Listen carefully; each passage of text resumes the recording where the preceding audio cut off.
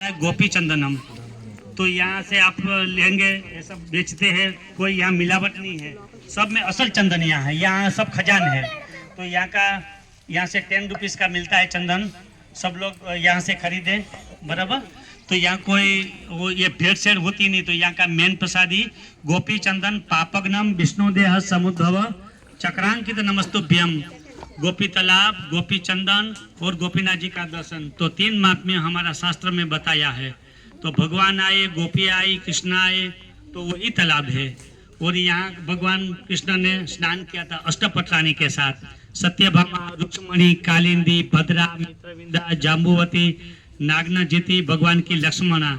तो भगवान यहाँ चले गए, गोपियाँ चली गई, लेकिन उसका प्रूफ छोड़ते गए, निशानी छोड़ते गए हैं। आज भी कहाँ भी खोदेंगे तो चंदन निकलते हैं, उसका नाम गोपी चंदनम।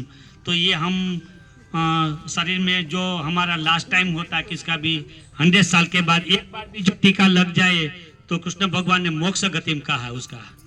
तो ये हमारा जो हम तो रोज यूज करते हैं 45 ईयर्स से। तो आप लोग इसका चंदन का बहुत महात्म्य बताया है गोपी तालाब का। तो यहाँ का मेन प्रसादी होता है, भगवान प्रूफ छोड़ते गए निशानी, गोपी चंदन पापग्नम विष्णुदेह समुद्भव चक्रांकित नमस्तुभ्यम, गोपी तालाब, गोपी चंदन और गोपीनाथ जी का दर्शनम। 3 महात्म्य हमारा शास्त्र में बताया है। तो यहाँ भगवान आप सबकी तीर्थ यात्रा सफल करे, पूर्ण करे और ठाकुर जी खूब भक्ति देवे, भक्ति देवे, भक्ति देवे, खूब शक्ति देवे, भक्ति करने के लिए शक्ति देवे।